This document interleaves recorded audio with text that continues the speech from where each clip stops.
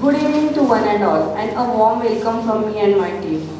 Knowledge is vast, and the means to acquire it are also many. And in our fraternity, change is a constant, and therefore it becomes imperative to keep learning and updating ourselves frequently. What a better way to do it than our own SOGS clinical meetings. This is not only a golden opportunity to update our knowledge, at the same time give us a refreshing evening with a colleague and friend to regenerate, rejoice and regrow from the stressful daily routine. On this note, let me welcome you all tonight. I request Dr. Hedvi Vaidya to present a case of eclampsia. Dr. Hedvi is a resident from Kumbhari Medical College. Welcome Dr. Hedvi. Good evening to my respected teachers and all the members of Obstetrics and Gynecological Society and my fellow colleagues. I am Dr. Hedvi Vaidya, OBGYN resident from ARMC at Solapur. I am going to present a case on eclampsia.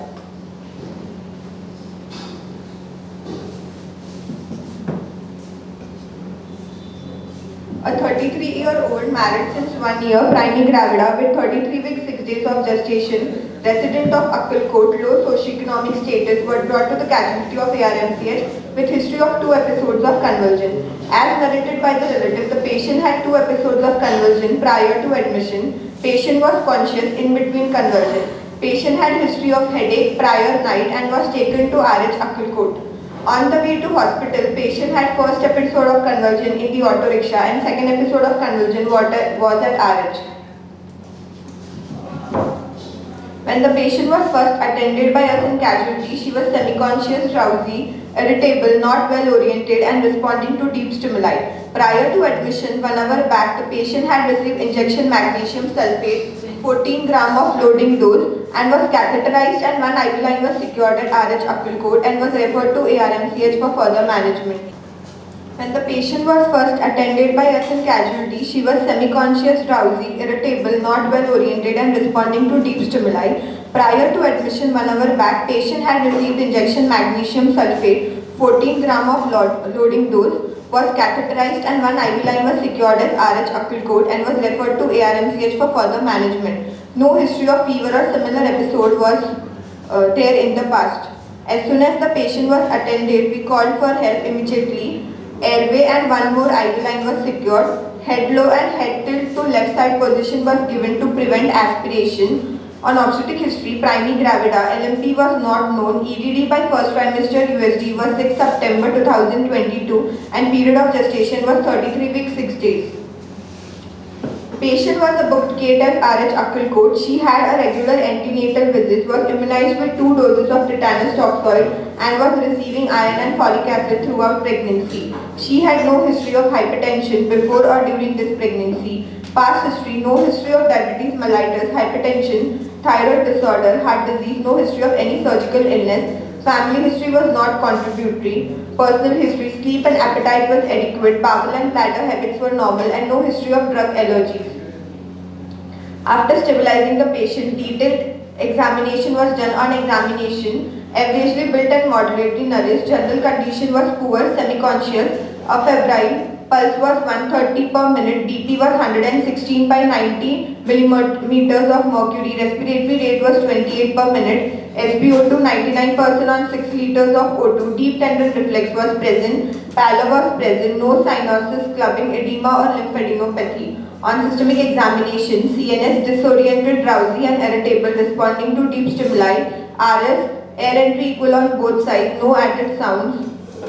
CVS S1 S2 was normal, no pathological murmur. On per abdominal examination, uterus was 34 weeks of fundal height, relaxed longitudinal light, cephalic presentation, head floating, FSH present regular, 108 beats per minute were heard on the left spine umbilical line. On per vaginal examination, cervix was undilated and uneffaced and pelvis was found to be adequate. My diagnosis is 33 years primary gravida with 33 weeks 6 days of gestation with longitudinal light, cephalic presentation with eclampsia not in labor.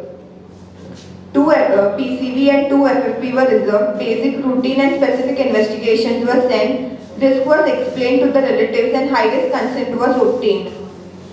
Investigations were as follows. Hemoglobin was 14.4 gram percentage. WBC was 16,200 per cubic mm. Platelet was 2,71,000 per cubic mm. On urine, albumin was 2 plus and 8 to 10 pastel were present.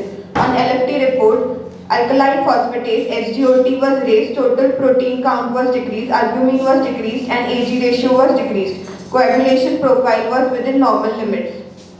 As the patient was priming gravida and not in labor with unfavorable cervix, she was subjected to emergency lower segment cesarean section under general anesthesia. A live female baby of 1.4 kg was delivered. Baby was limp, needed resuscitation and immediately shifted to NICU.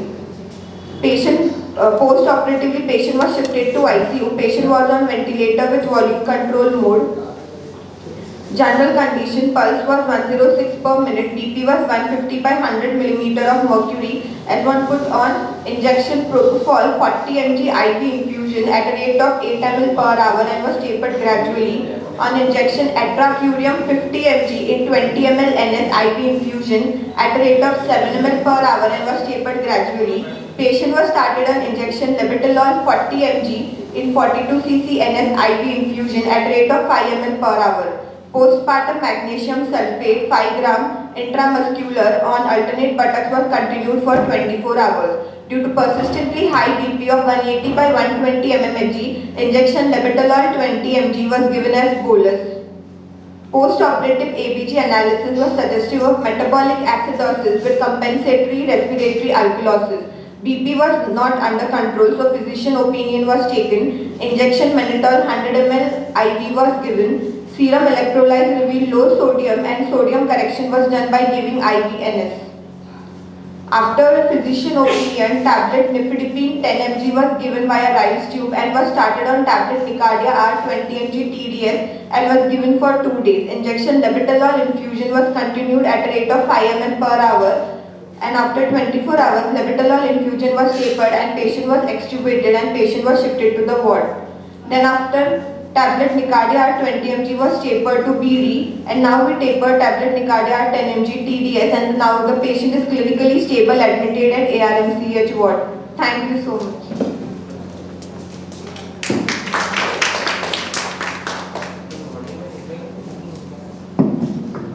Thank you, Hippi. Any questions from the audience? Initially, you said the blood pressure was normal. Ma'am, it was 116 by 90 mmHg. Yeah. So how do you explain that it is eclampsia? Ma'am, because she had 2 episodes of convulsion and the theory says that diastolic BP can be 90 or 100 mmHg in eclampsia. It need not to be more than 100 mmHg according to. Yeah, patient can throw convulsions even at 149. Yes, sir. So the message is the blood pressure You should be more careful even at 149. This was 110/90. It was 116 by 90. Okay, and why was the mannitol given? Mannitol was given to prophylactically to prevent cerebral edema. Actually, we have been practicing mannitol for press. Okay.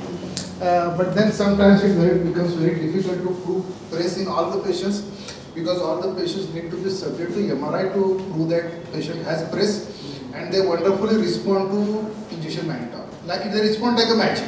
I mean, you start mannitol today and tomorrow you go to the rounds and you'll be surprised whether it's the same patient which we saw yesterday night who had convulsions.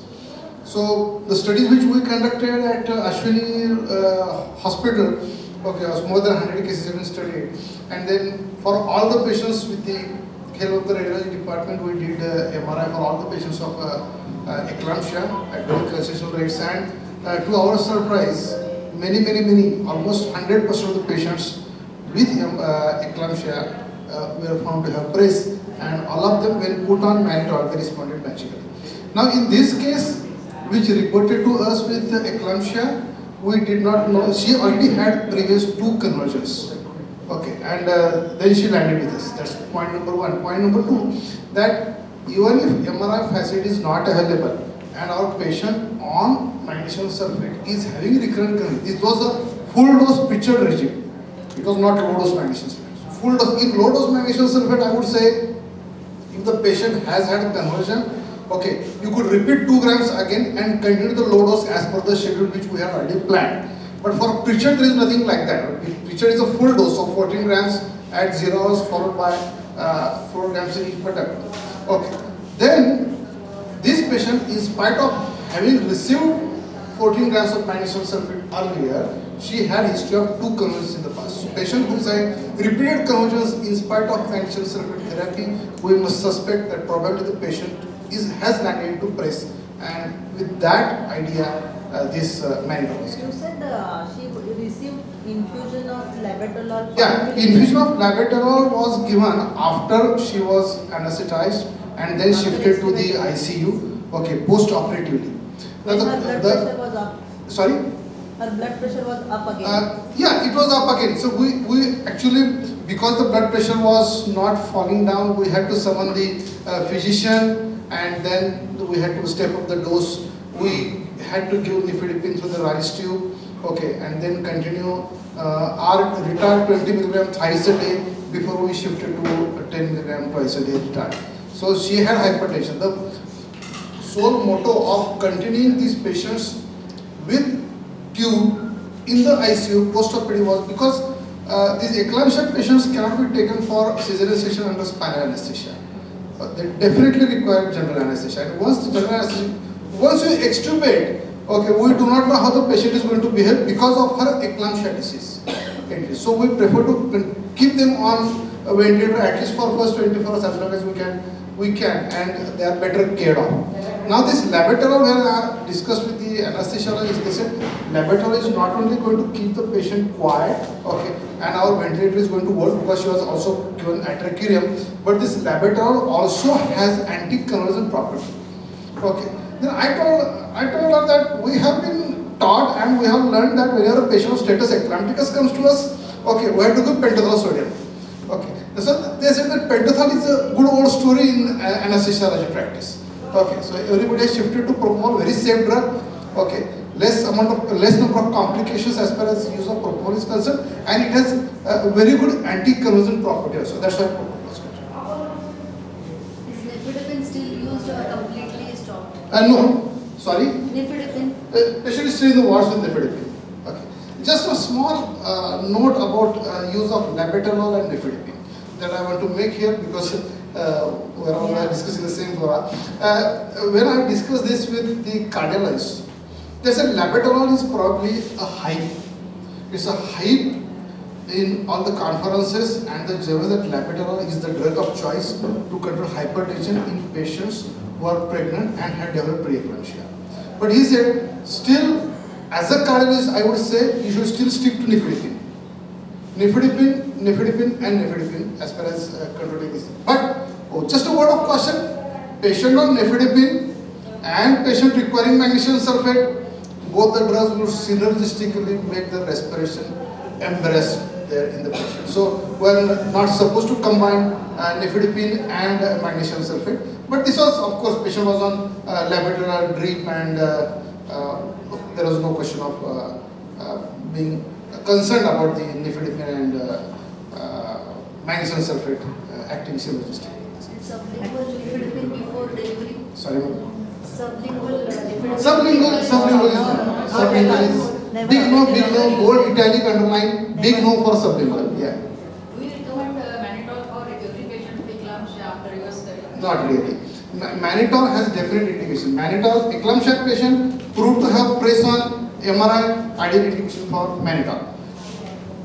Patient of eclampsia not responding to magnesium sulfate, having repeated conversions in spite of, it is recommended that if the patient has not responded to magnesium sulfate, switch over to levetiracetam or any other anticonvulsant of the choice, because once we contact the neurophysicians, they will put on their drugs for that. But if the patient continues to convulse in spite of anticonvulsants, mannitol must be considered.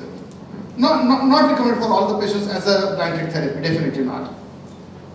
Actually, recently I just received just one thing. Recently, I received one case for reviewing in journal. So in that case, what they had done is she was a case of severe preeclampsia. They had given injection labetalol and also Maxil. And following that, patient immediately after 20 minutes, patient collapsed and she arrested. So the doubt was raised whether this combination sometimes can be fatal for the patient. So whenever you are giving this combination, you have to put the patient on monitor, and as far as possible, you have to do ECG monitoring also. That's why we were very happy when the anesthesiologist said that we would continue to ventilate the patient and keep this. So monitoring automatically becomes. In a medical college setting, it is Yeah, okay. yeah. But when you are in your private, Yes, yes. I think Yeah. that will be a word of caution. Long Because standing using a hypertension. polypharmacy, you have to be very, Yeah. very careful. Absolutely. Nifedipine, magnesium sulfate, then you are using labetalol, then you are giving it through the rights tube also. So you don't know how the drugs will act. And they have also mentioned its effect on QT interval. And sometimes it can lengthen that interval and that will cause cardiac arrest immediately. So, Elderly especially, elderly patient. with elderly long or standing. maybe that patient was not all that old, but then as you said, we have to be more careful because they might have an element of cardiomyopathy. We don't know. What is the mortality? Eclampsia. Case fatality. Case fatality, mortality rate, The cause of mortality. ma'am, complications like patient may land up into cerebral hemorrhage, or it may lead to cardiac arrest. Still very high mortality they say. Eclampsia still ranging from 20 to 40. In certain eastern parts of India it is almost as high as 40%.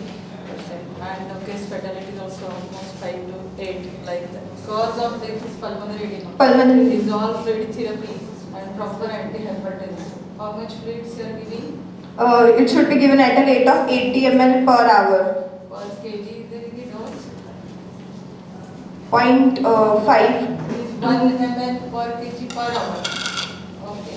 Or last hours you have to put a urometer. Last hours plus You have to 40. monitor the That- urine output. Yeah. Because You you are are renal giving failure or maximum. pulmonary edema. Huh. Both are cerebral edema, renal failure and pulmonary.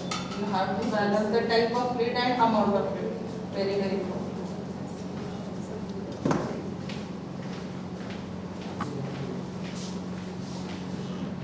Thank you, Henry. I request Dr. Anjali Sharma, please felicitate Dr. Henry.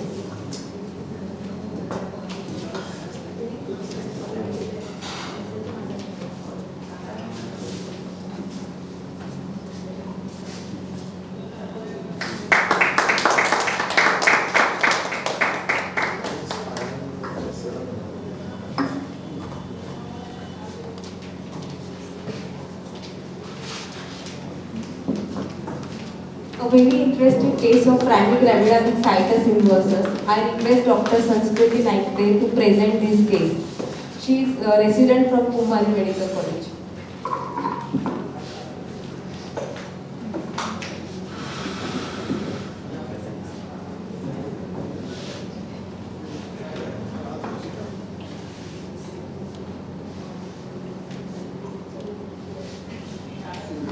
Good evening everyone. I am Dr. Sanskriti Naikade. I am going to present a case on primary gravida with situs inversus presenting at us at 38 weeks of gestation. She is a 21-year-old married female for 1 year, came to Kumbhari Hospital with complaints of backache. She had no history of pain in abdomen, PV bleeding, TB leaking, decreased fetal movements or any bowel bladder complaints. She was a booked case at a private hospital in Solapur. Regular antenatal visits were taken. She was immunized with injection tetanus toxoid 2 doses and has taken iron, folic acid and calcium supplements throughout the pregnancy. She had undergone 3 ultrasonographies. One was dating scan, anomaly scan and a growth scan with Doppler studies. She had passed regular menstrual histories. The period of gestation was corresponding to her last menstrual period and the first trimester ultrasonography, which was 38 weeks 1 day. Patient was diagnosed with dextrocardia 2 years back when she was admitted to a private hospital for typhoid. It was an accidental finding. In July 2021, when she visited another private hospital for her first antenatal visit in Solapur, she was diagnosed with complete situs inversus. Patient had no history of any chronic illnesses or any past surgical history. Family history was not contributory. Personal history, she had good appetite, bowel bladder habits were regular, no drug allergies or no particular addictions. On examination, patient was averagely built, moderately nourished. She had BMI of 24.9 kg per meter square, pulse was 78 beats per minute, blood pressure was 110 by 70 millimeters of mercury, afebrile, respiratory rate was 20 cycles per minute, mild pallor was present, there was no cyanosis, icterus, clubbing, lymphadenopathy or edema.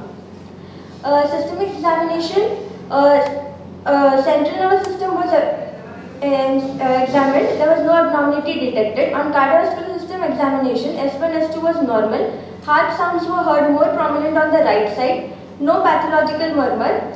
On respiratory system examination, air entry was equal on both sides. Per abdomen examination, uterus was full term, cephalic presentation, irritable, head was floating and the fetal heart sounds were heard on the left spine umbilical line, that was 150 beats per minute. On pervaginal examination, cervix was 2 cm dilated, mid-post, soft, 60% effaced, membranes present, station higher and pelvis was adequate. So my diagnosis is 21-year-old primary gravida with 38 weeks 1 day of gestation with situs inversus with cephalic presentation came in latent phase of labor. Routine investigations were found to be within normal limit. Additional investigations were done like 2D echo and ECG. On 2D echo, except situs inversus, no structural abnormality was found and ECG was found to be within normal. Ultrasonography of abdomen was done which suggested liver on left side and spleen on right side. Chest X-ray with protective shield was also done which showed cardiac apex on right side. USG OBS with Doppler studies done suggestive of single live intrauterine pregnancy with normal growth and Doppler studies of the baby which told us that baby is situs solitis with reduced liquor. This is an ultrasonographic picture which showing situs inversus. Cardiologist opinion was also done suggestive of dextrocardia with good functional capacity requiring no active intervention. Decision for induction of labor was taken due to oligohydramnios and favorable cervix. Relatives were counseled in details about the diagnosis and required intervention in the form of induction of labor. Blood products were reserved. Induction was done with dinoprostone gel 0.5 mg intracervically. Patient was closely monitored with the help of continuous CTG and partograph. Patient delivered vaginally within 10 hours after insertion of gel. This is a USG OBS picture showing situs solitis of the fetus and reduced liquor. Postnatal period was uneventful. Baby was on mother's side and patient was discharged on day 3 postnatal period. Followed up in the OPD on day 7 for regular checkup. This is the chest X-ray showing cardiac apex on the right side. This is the ultrasonographic picture showing liver and gallbladder on the left side. So a bit discussion about situs inversus. As described by Aristotle in Animals and Fabricius in Humans, each thoracic or abdominal structure is always located to one side or the other of the midline, with heart, aortic arch, stomach, spleen to the left and liver and gallbladder to the right. This left-right relation of the viscera is known as situs solitis. The disturbance results in situs inversus. Situs inversus can either be total or partial. Total situs inversus is also known as mirror image dextrocardia, characterized by the heart on the right of the midline, while the liver and the gallbladder to the left. The exact etiology is unknown, but the autosomal recessive mode of inheritance has been known. Situs solitis is the normal position and the situs inversus is the mirror image of the situs solitis. Cardiac situs is determined by the atrial location. In situs inversus, the morphologic right atrium is on the left and the left atrium is on the right. This reverse phenomenon applies to pulmonary anatomy also. Hence, the left lung may have 3 lobes and the right lung may have 2 lobes. Situs inversus is a rare anomaly with overall frequency of 1 in 10,000 live births. Complete situs inversus is even rarer syndrome and is of autosomal recessive inheritance. It is equally distributed among both the sexes and there is no difference between races. It is further classified into levocardia or dextrocardia. In situs inversus with dextrocardia, which is also known as situs inversus totalis, the cardiac position, atrial chambers, abdominal viscera are the mirror image of the normal anatomy. Most patients with situs inversus have dextrocardia as their only cardiac manifestation. The incidence of congenital heart diseases In situs inversus with dextrocardia is only 3 to 5%. Of these patients, 80% have right-sided aortic arch. In contrast, situs inversus with levocardia is rare and is almost always associated with congenital heart disease. Congenital anomalies such as Carter-Jenner syndrome, asplenia, polysplenia are known to occur in situs inversus with levocardia. Diagnosis is based on clinical examinations and complementary diagnostic techniques such as electrocardiograms, echocardiography, radiography, ultrasonography. Prognosis for patients with isolated dextrocardia depends on the underlying structural and functional defects. Since it is associated with high incidence of severe congenital anomalies such as single ventricle, transposition of great vessels, complete atrioventricular septal defects, anomalous pulmonary venous return, tricuspid valve atresia, pulmonary artery atresia, or hypoplasia and coaptation of aorta. Life expectancy in patients with situs inversus totalis with dextrocardia is the same for the general population. It usually remains undiagnosed unless it is diagnosed incidentally when investigating other associated elements. Situs inversus with pregnancy is a rare clinical entity. However, these patients in the absence of other associated syndromic anomalies are likely to have an uneventful course during pregnancy. Like in this patient, she was situs inversus with dextrocardia. So she had uneventful course during entire pregnancy and we delivered vaginally. Thank you.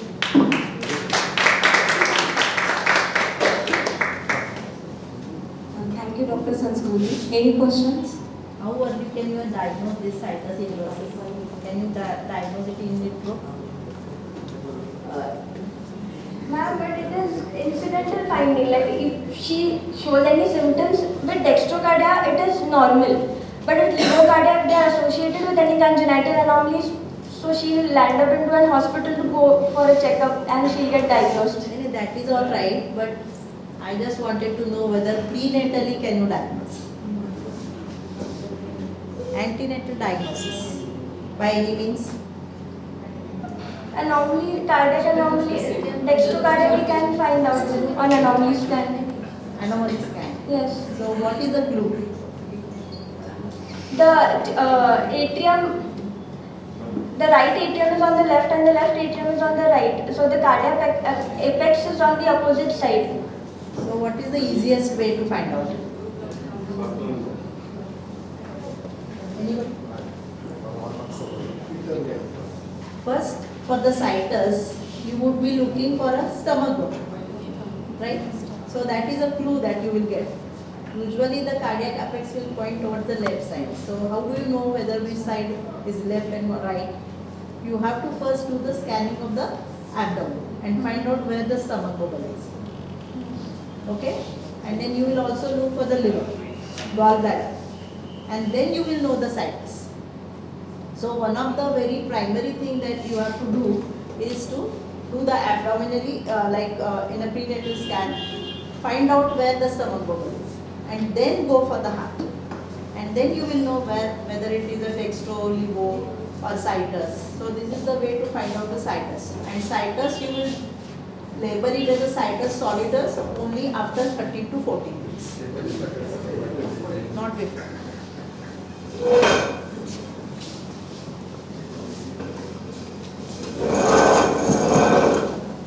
I request Dr. Runda Chaudhary ma'am, please felicitate Dr. Sanskruti.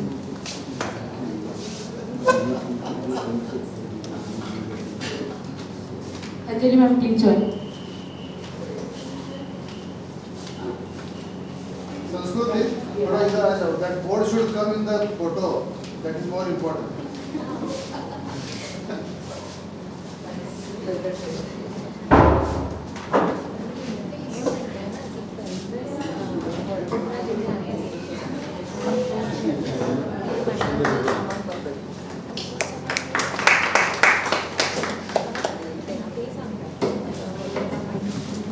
I request Dr. Niharika Raghuji to present the case of primary bladder endometriosis. Dr. Niharika Raghuji is consultant at Raghuji Hospital. Over to you, Niharika.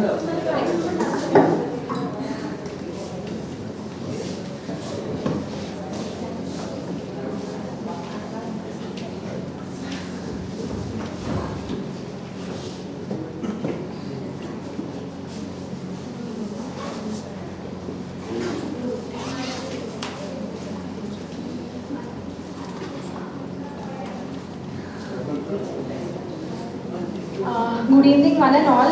Thank you for giving me the opportunity to present the case over here. I'm going to present a case which I call it as a primary bladder endometriosis, but I would like to take this opportunity to even discuss this situation in front of the seniors to see whether my diagnosis was correct or not.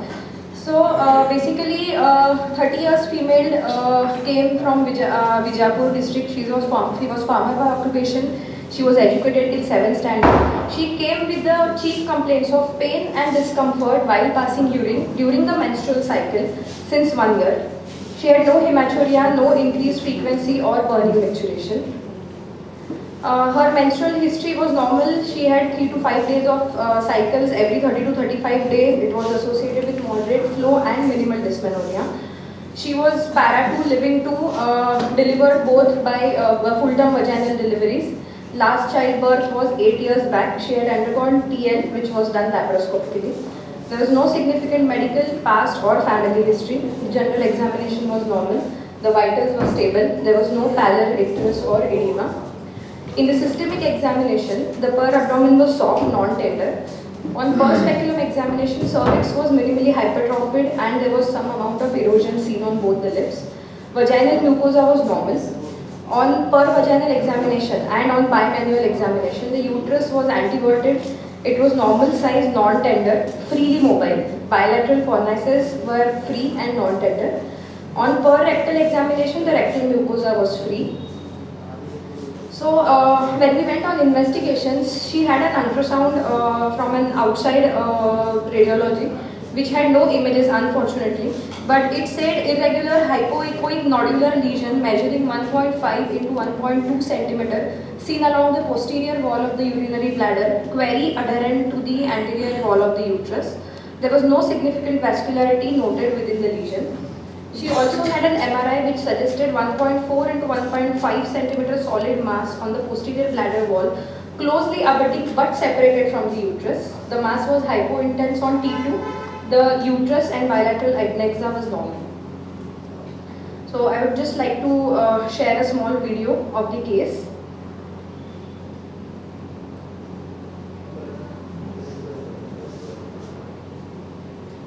So when we had introduced the primary is it clear to everyone?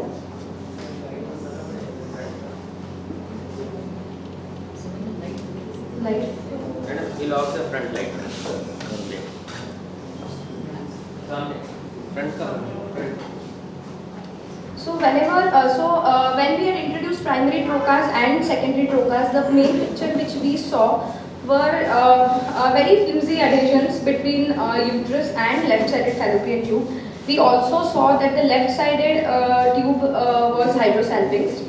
We tried to remove the adhesions by using a bipolar cutter device.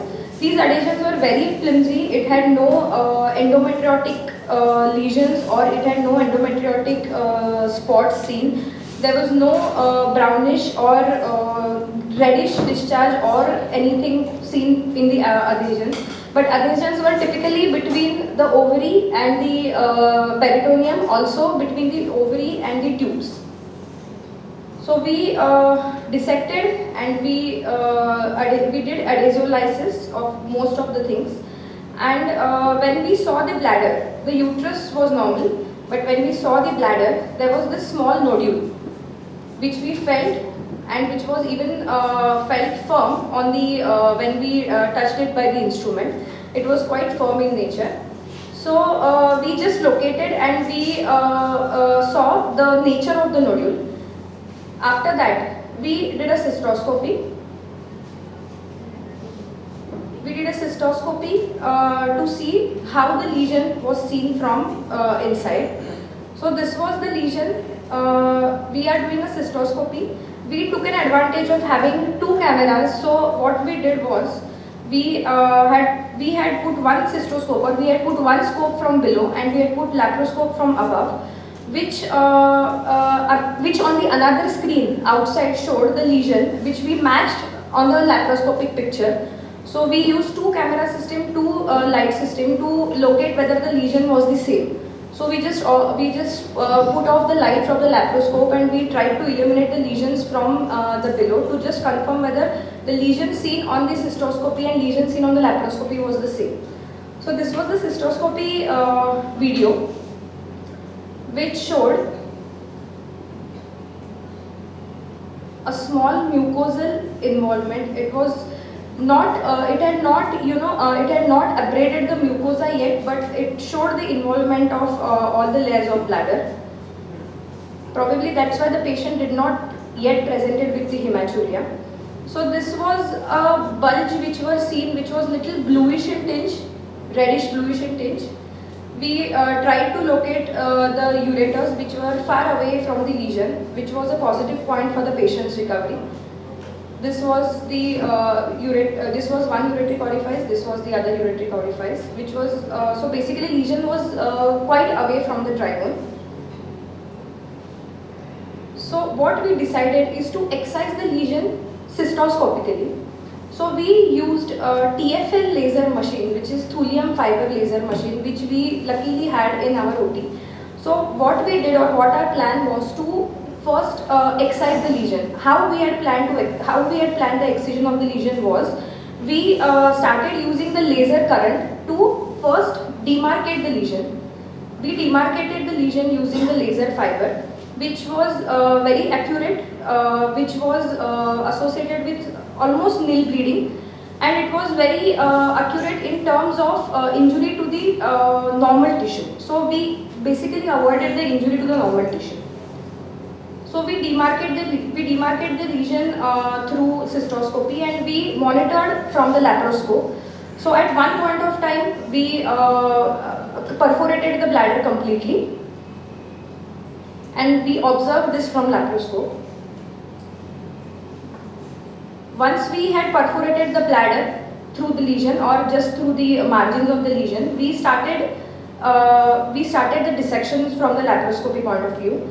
We increased the aperture, and we saw the border which we had demarcated using the TFL laser from the cystoscope. So with the help of that margin which we had already decided, which made us very clear which area of the bladder to remove and which area of the bladder to preserve, because we did not want it to remove more of bladder tissue. So even after the demarcation, we decided to go still away, like 5 to 7 mm away from the demarcated area. The tube, the band was mistakenly off, but we had done salpingectomy, so the patient won't be pregnant again. And with the help of bipolar cutter, which the device we are using, we separated this nodule from the bladder completely. So we did whole thickness resection of this nodule, full thickness resection of the nodule.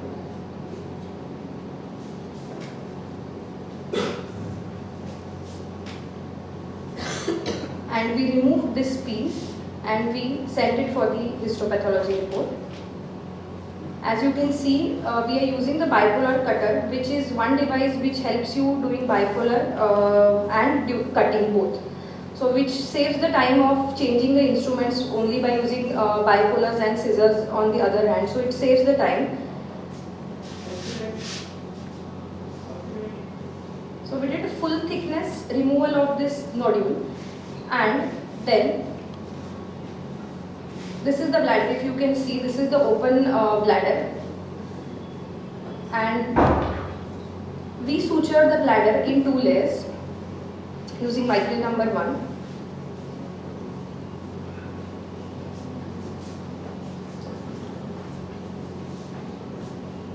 We tried doing the watertight sutures, but it actually doesn't need watertight sutures, because there are theories which says that it can cause necrosis if you tightly use the sutures in the tissues like bladder.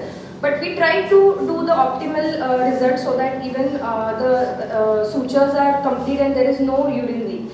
I have forgotten to take a video, but we had even checked while by using a dye whether the sutures were good and there was no leakage of the urine. So this was the suture. We completely sutured the bladder. peritoneum was closed. And hemostasis was achieved. And we sent the tissue for HPR. So after this video, I would just like to discuss this case with you all. So what is your opinion whether this is a primary or a secondary bladder endometriosis? But the rest of the pelvis, I think we need to see Look. more, because there are a lot of adhesions and, you know. The rest of the pelvis, ma'am, like the ovaries were normal. Lobectomy, it should be quite clear, no? Yeah, there was only this left tube which was was hydrosalpinx. Right tube was normal. Both the ovaries were normal. There was just mild flimsy adhesions which were seen between the tubes and the ovary, bilateral tubes and the ovary.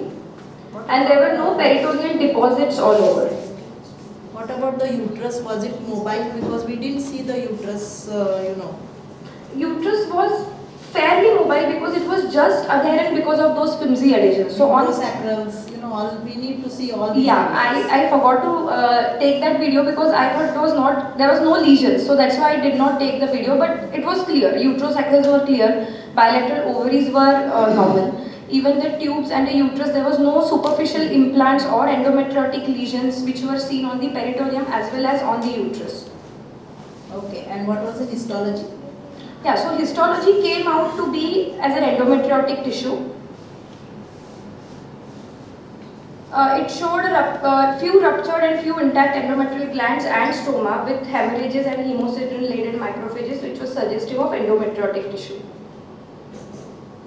But primary bladder endometriosis being a very, very rare, which just has an incidence of 0.5 to 1%. So that's why I wanted to raise this question whether you all think this is a primary endometriosis or secondary. What do you mean by, Shastra, what do you mean by primary and secondary endometriosis? Sir, primary is, there is no evidence of endometriosis anywhere in the uterus or in the ovaries or peritoneum. So it must have started from the bladder itself, so which is probably a primary bladder endometriosis. No, what I mean, considering different theories of endometriosis, Yeah. endometriosis could occur at any place without the primary lesion, and primary lesion may not be responsible for the distant lesions which are there. Correct, correct. I mean, that's why I asked this question. Correct.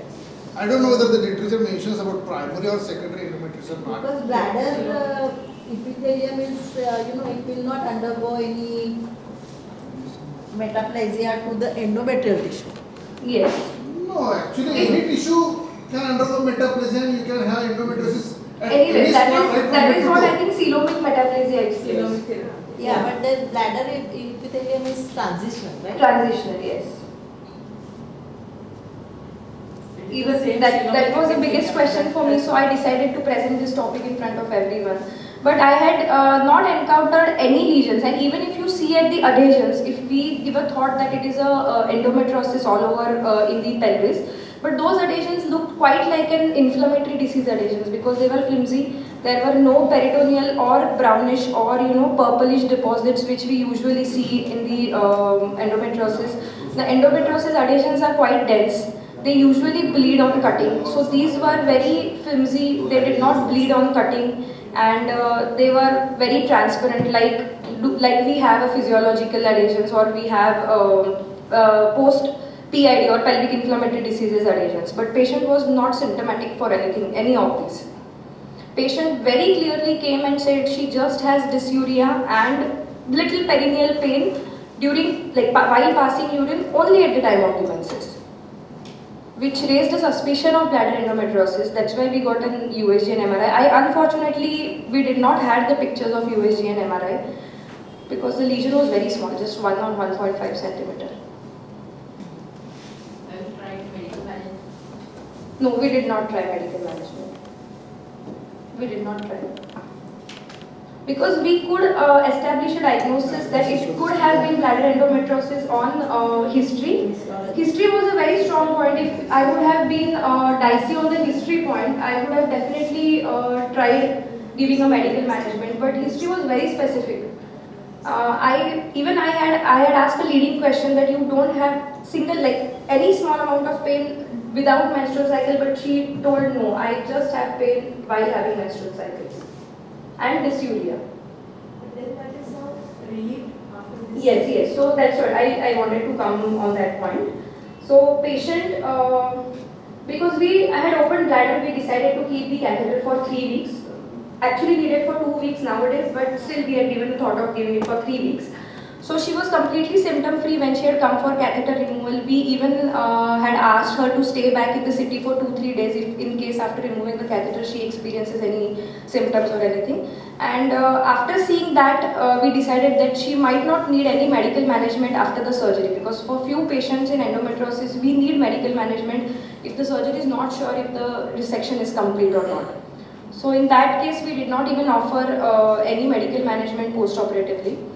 And also one more thing I wanted to ask, because I had undergone many articles when I encountered this case. So few of the articles suggested that the differential diagnosis, commonest differential diagnosis could have been an CA bladder or a malignancy in the bladder.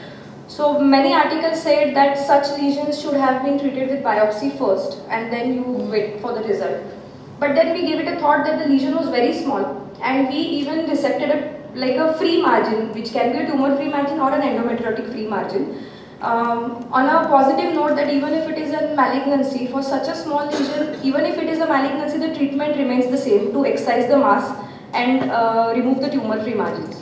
No, I just thought whether you could have taken just a biopsy and Yeah, so even for the biopsy, ma'am, if you can see in the image, the nodule was very small, just 1 or 1.5 centimeters.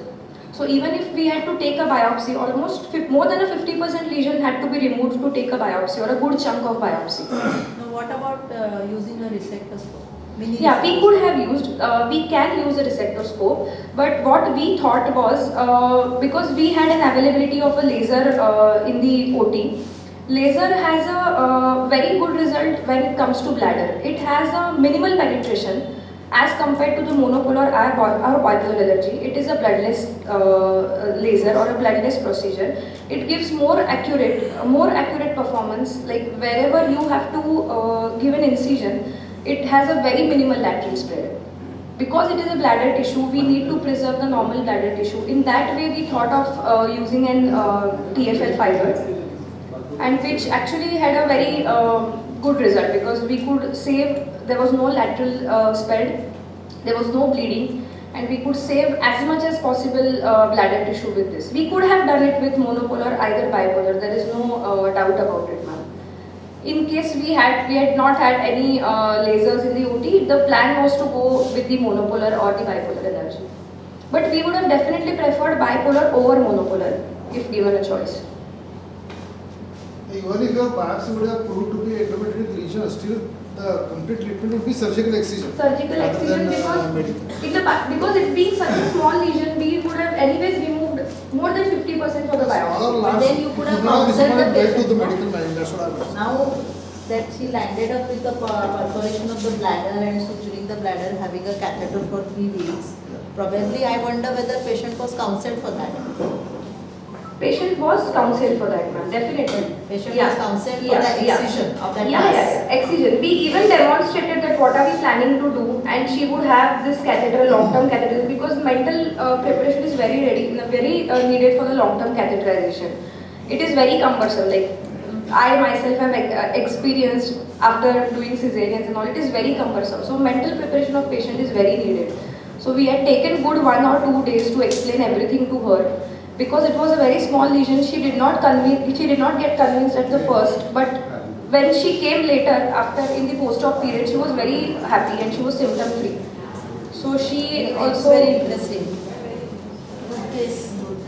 I just want to put in one point. Thank you. Yeah. You rightly said that your laser really works wonders as far as minimal trauma and absolutely bloodless surgery. Yes. But when you approach laparoscopically, you use bipolar. Yes. Right. Okay. So do you think that bipolar would have cut off the blood supply to the cut edges? Okay, that's why it didn't bleed. And then would that using bipolar for such lesions would hamper the healing?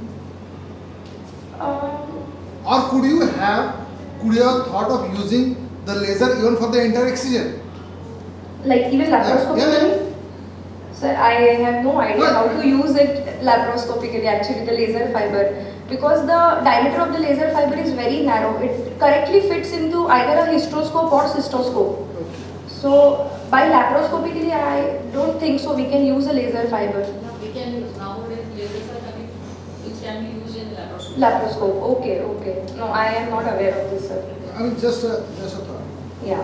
A very nice case. Yes, thank you. And I would like to thank Dr. Sandesh sir who helped a lot through this case. I would like to thank Dr. Raghuji sir and Dr. Fulari sir who was there as a urologist backup for the case, because I always think that you should have a backup and you should have help from the people if there are people available for such cases which has a multi-organ involvement. How do you plan to follow it up? So we had taken 2 follow-ups after the surgery. One was at the time of the catheter removal, and we even, I forgot to show you one slide, we even had done a cystography to just see whether there was any leaking points after the sutures and everything. So we had done this in the second follow-up visit, not on the first follow-up visit. The first follow-up visit was after 3 weeks when we had removed catheter, and I had called her again after 15 days to just see the cystogram, just to see whether there is any leak or anything is present, which gave me the assurance that at least the healing is good and it is complete. She is having normal voiding symptoms. There is no increased frequency or increased urgency even after the surgery, and the pain obviously has gone completely. Any chance of recurrence? I mean, that's what I mean by follow-up. The edges have not shown any evidence of the edges are clean. Edges are clean. Like we tried to excise 5 to 7 mm of the clear bladder tissue, just in case to have a complete healing and it should not recur again from that lesion itself again. But it can occur at some other place. If that is the question. If it is a secondary, it can occur at some other place. If it is primary, I think we have treated it completely. We don't know how Implanted. So we had thought of a retrograde menstruation theory which could have originated or which could have started this lesion, but that is the only theory we can discuss or we can predict. At the end of menopause, every woman on this globe should thank Almighty for not getting the endometriotic implants anywhere in the body. Such a naughty endometrium. Really. And even we first had taken all the precautions or all the preparations for the DJ stenting to see if the lesions were near ureteric orifices. We had even discussed that with the patient pre-op that you might need DJ stentings. It was near the trigonal area, but fortunately it was quite away from trigonal. Actually, when we saw that celastic band, I thought it was the ureteric catheter which is looking there. So after seeing the band, yeah. No, but we anyways had to do self-injectomy, which I had anyways counseled the patient for that, and this was the clear-cut indication. It was hydrosalpinx, the band was out, so we anyways had to do the self-injectomy. Why hydrosalpinx? Yes. I always feel for urinary complaints, one should ask many leading questions. Because even in the postmenopausal and perimenopausal women, they don't feel that such symptoms are significant symptoms. So I always take an extra minute to ask few leading questions to all the females if they have these complaints. With her bilateral hydrosalpinx and the flimsy adhesions, they point that she must be having some pelvic inflammation. Yes, but she did not have any symptoms or she did not have any history. Even I tried asking about these things, ma'am. The right side tube was normal, only left tube was hydrosalpinx. But she did not have any PID symptoms as well. Even I tried to ask this retrogradely also, because after seeing this picture, even when she had come for follow-up, I asked these questions again, even in a retrograde fashion, but she did not have those symptoms also. And the adhesions looked quite like an inflammatory adhesions, which made my diagnosis little more clear that it can be a primary bladder endometriosis. But still, histopath will not tell it is a primary or secondary, it will just tell it is an endometriosis. Yeah. Thank you so much. Thank you all. Thank you, Niharika. I request Dr. Rohini Deshpande ma'am, please felicitate Dr. Niharika. Anjali ma'am, please.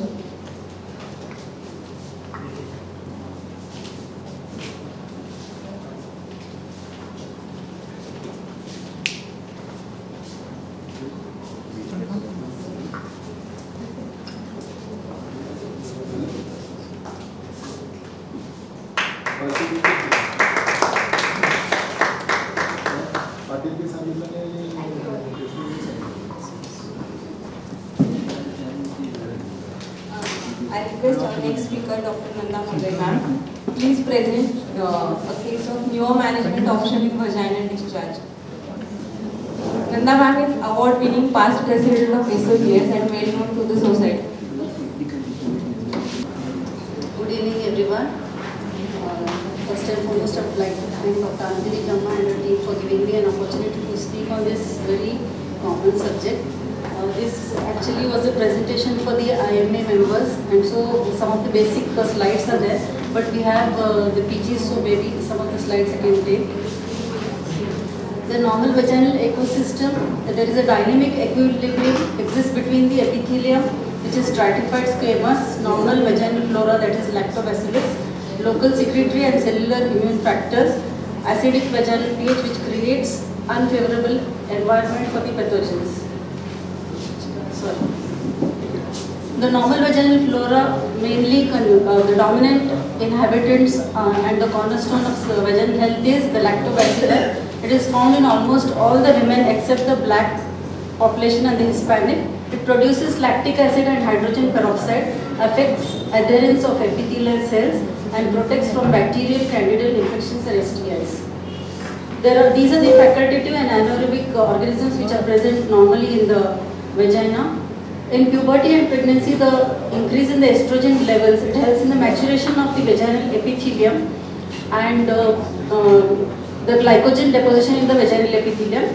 This glycogen, along with the lactobacillus, it produces the lactic acid, which reduces the pH.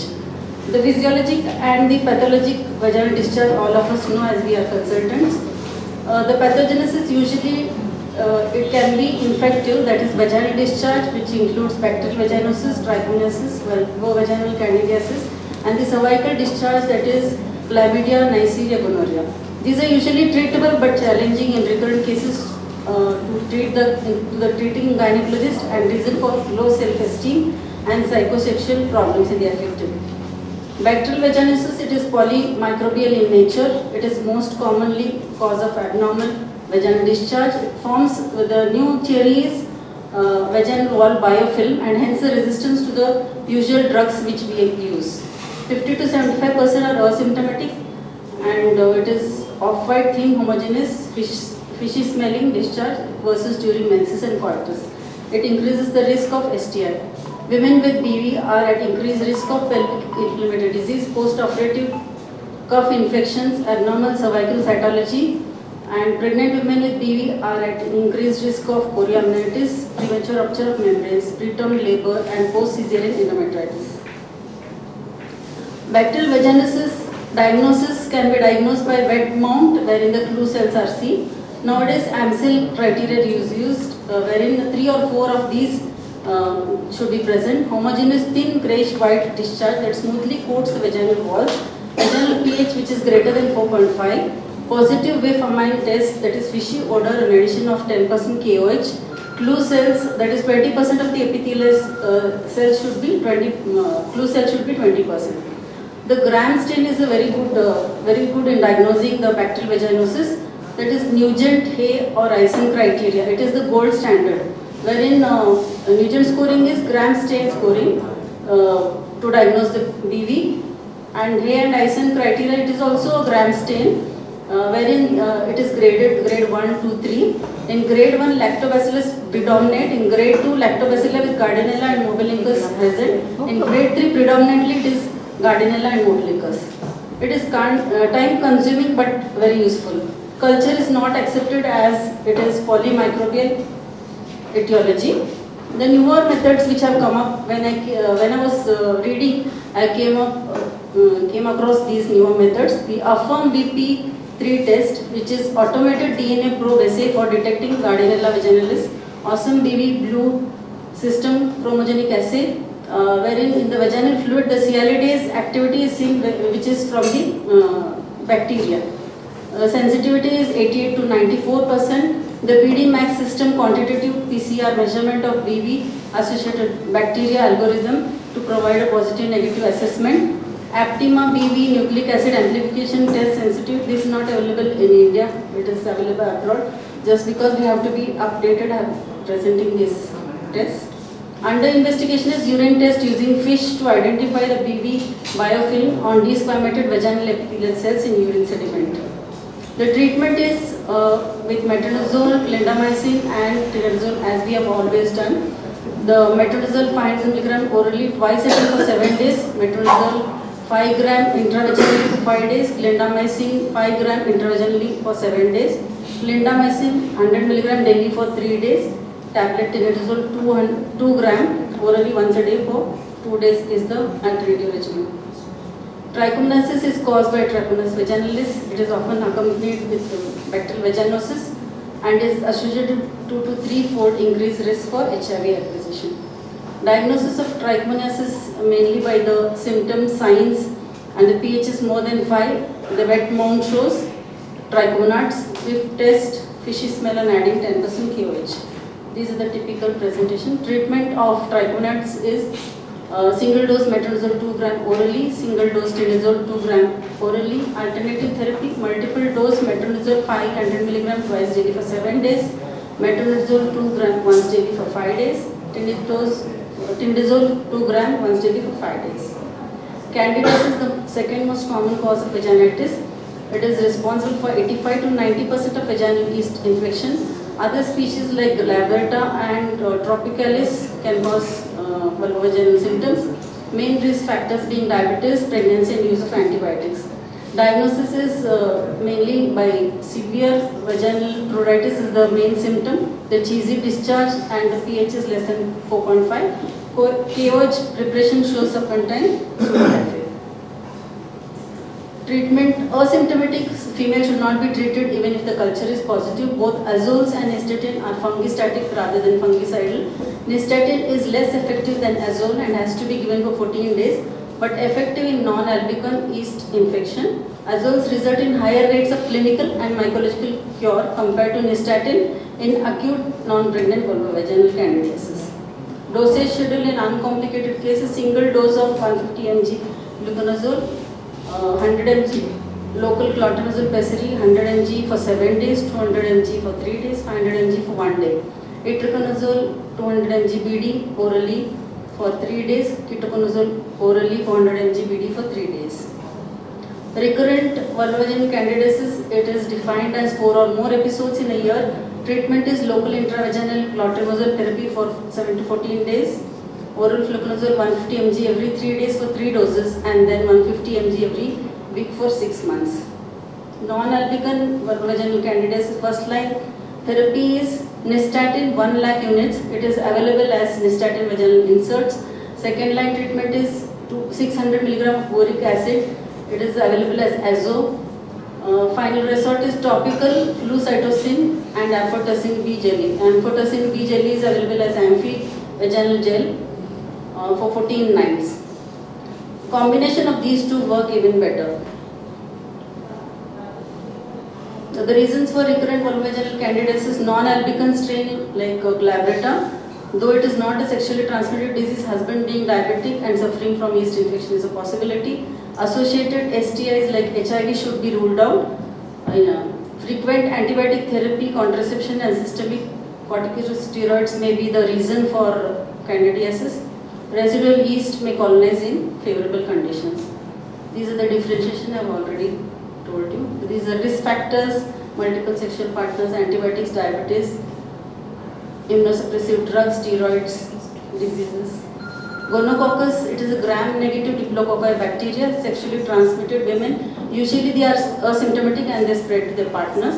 Initial infection is urethritis and cervicitis, but no vaginitis in women. Vaginitis can occur in prepubertal girls. And so whenever you are examining for gonococcus, never take vaginal swab, take the cervical swab. Infection extends to Bartholin glands, endometrial and fallopian tubes causing PID. Rarely peritonitis with perihepatic inflammation with Suke-Curtis syndrome. Neisseria gonorrhea diagnosis, CB-NAT, it's a gold standard wherein it detects the DNA of bacteria. PCR, TMA, SDA, they are high sensitivity, specificity but costly. Culture sensitivity is not indicated as it is fastidious in nature, that is, it does not grow in culture. Gram stain available in India but not reliable test on vaginal swabs but good sensitivity and specificity on urethral specimen on men. Rapid test, NAT assays, immunochromatographic assays, nucleic acid probe test and antigen test, these all are not available in India, but just to upgrade ourselves and know what is going on, I've included. Chlamydia is caused by bacteria Chlamydia trachomatis, mostly asymptomatic, sexually transmitted. Symptoms are dyspareunia, white discharge, dysuria, pain in the lower abdomen, spotting in between periods. It causes cervicitis and PID. Diagnosis of chlamydia, NAT is that is nucleic acid amplification test. It is the gold standard wherein the swab is collected and first white urine specimen it is 83 to 97%. Expert CT, NGSA, BINGS, all these they give immediate results but they are not usually used commonly. Chlamydia serology, that is IgG, IgM, it is not standardized and requires clinical expertise to interpret. Antigen detection, invasive test, and so it is not indicated. Genetic probes, they are low cost, low sensitivity and they are invasive. Management of chlamydia and gonorrhea, first line is of chlamydia is doxycycline 100 mg BD for 7 days, azithromycin 1 gram single dose. Partners have to be tested in both gonorrhea and chlamydia as their STIs. In gonorrhea, high dose of, because earlier gonorrhea was sensitive to penicillin, but nowadays it's resistant, and so high dose of IM or IV ceftriaxone is recommended. Presumptive treatment for chlamydia, if not tested for NAT, that is include doxycycline or azithromycin. Usually the tests which are done are wet mount microscopy, gram stain, KOH for fungus and chlamydia, IgG, IgM in India. NAT and all not much used in low settings. Treatment challenges in India, current scenario is problems of syndromic approach, social stigma, lack of awareness, clinician part, the empirical treatment is given, overuse of antibiotics, underuse of lab services, inadequate or no partner treatment, lack of resources, tests may not be available, resistance has become a challenge. For example, metronidazole resistant in biofilm forming G isolates, fluconazole resistance in albicans and non-albicans species, supergonorrhea, that is resistance to quinolones, tetracyclines, macrolides and penicillin. Probiotics, actually it is still not known and under investigation whether they are useful or not. But first it was discovered by Louis Pasteur, and the concept of probiotics was first introduced by L. Mechnikov. Vaginal probiotics, they produce lactic acid and bacteriocins, form microcolonies, stimulate host defense mechanism against pathogens. The advantages of vaginal probiotics are obvious. They reach the place where they have to. The newer treatment which has come in cosmetic gynecology is the lasers in the treatment of vaginal infections. Studies have proved beyond doubt that lasers help in repeated intractable infections. 3 passes of laser every month for 3 months is beneficial. Energy-based devices like radiofrequency and lasers are newer modes of treatment. Types of lasers are RPM laser, carbon dioxide laser, diode. Mechanism of action is rejuvenation of vagina by increasing the vascularity, collagen and elastin by producing microinjury.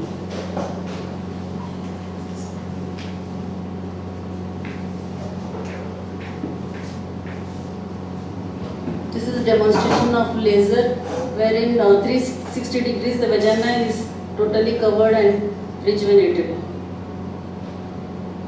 Actually this is an automatic reveal machine. Otherwise, there are manual lasers as well as robotic lasers like carbon dioxide lasers.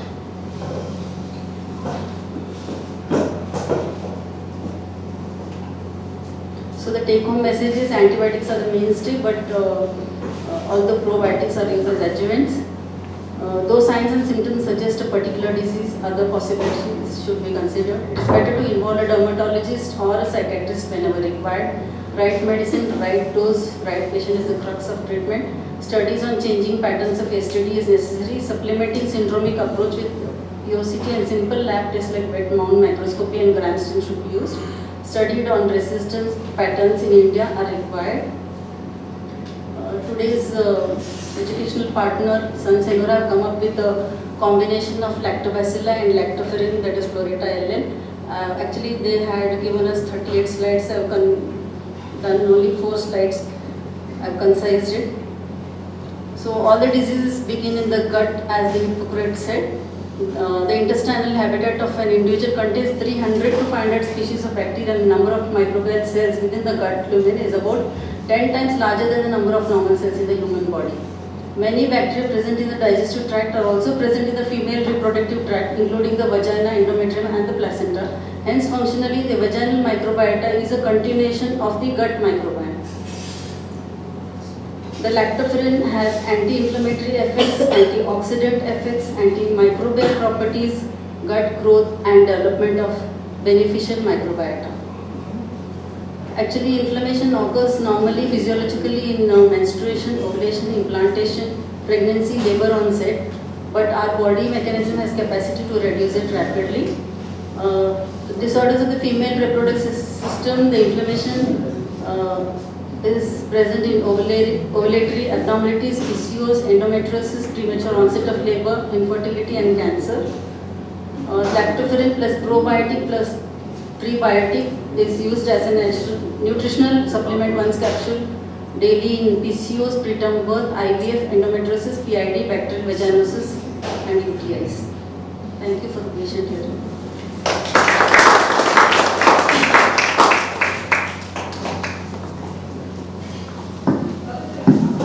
Any questions? Thank you, ma'am. I request Dr. Bahubali Doshi sir, please felicitate Nanda ma'am. Anjali ma'am, please join.